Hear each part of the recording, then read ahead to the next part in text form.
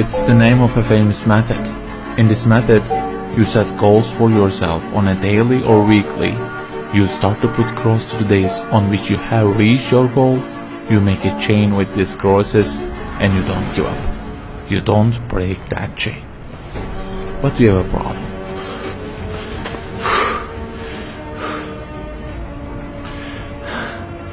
Personal development specialists say that we should have goals.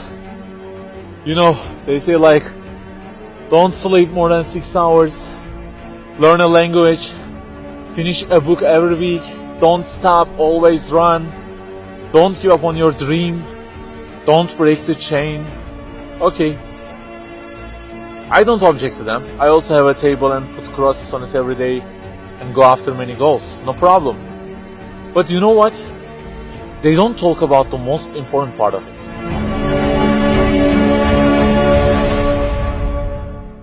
Let me give you a simple mathematical example.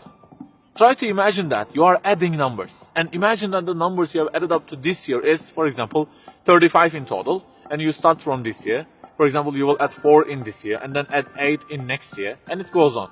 And there is an unknown time which counts down, and when it ends, you can't add any other number. Okay, you start the addition. Plus 4, plus 8, plus 7, plus 3. You add ambitiously, you keep adding and adding. Plus 6, plus 5, and okay, they say time is over. Then you realize that you have added the numbers into a giant parenthesis, and there is a zero multiplication at the end of it. It wipes out all the numbers you have added all those years, and the result becomes 0. Of course, you are disappointed. All your efforts have been wiped out by the 0. A regret arises inside of you. You say, I wish I had seen the whole picture at the beginning and realized that 0 and changed it with 1 before I started the addition. I think you got the point.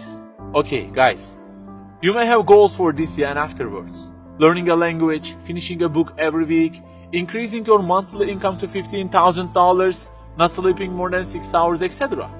But for what? For what do we set goals exactly? Why don't we break the chain? If it is just for a more comfortable or a more respectable life, remember that all this will already be 0 with death. The death will wipe out all of them. The person who knows English will be equal with the one who doesn't know. The one who earns more will be equal with the one who earns less. The one who can reach his goals will be equal with the one who can't. So, if at the end of it, the death will 0 everything, so what is the meaning of adding more numbers with an ambition? It just increases the degree of the disappointment that you will feel. So the logical thing is seeing the whole picture at the beginning. In this life journey, which will end in an unknown time, my first job must be to prevent death from being 0. Well, can I really prevent death from being 0?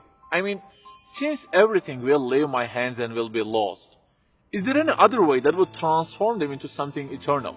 I mean, isn't there any kind of stamp for eternity that would impress all of the things that I possess and say, look, there is a seal on them and you can't wipe them out, okay? They will remain forever. The only one to say such a thing is the owner of the everything. And he says, Kullu shay'in halik. Everything, the languages you learn, the money you earn, the books you read, everything will be perished, illa wajhan, except their way towards Him. So the creator of our life says, if your intention is towards Allah, if the thing you do is for His acceptance, it won't disappear, it will be transformed into eternity in paradise. So learning a language, finishing a book every week, being rich, everything, if they are towards Him and for His sake, eternity stamp being pressed on them. For example, in this year, I will study English for 10 minutes daily. For what? Because serving Islam in the field of English is so important, and I want to gain acceptance of my Lord with it. That 0 has turned into 1. This year, I will finish a book every week. Why? Because this is the way of being a more sophisticated person and serving Islam better, and Allah who is eternal will be pleased with it. Good news, that 0 has turned into 1 because now His acceptance is your intention. I aim increasing the income of my company to $150,000. For what?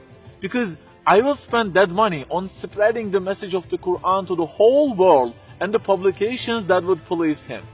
you have exterminated the zero, because now your goal is towards him.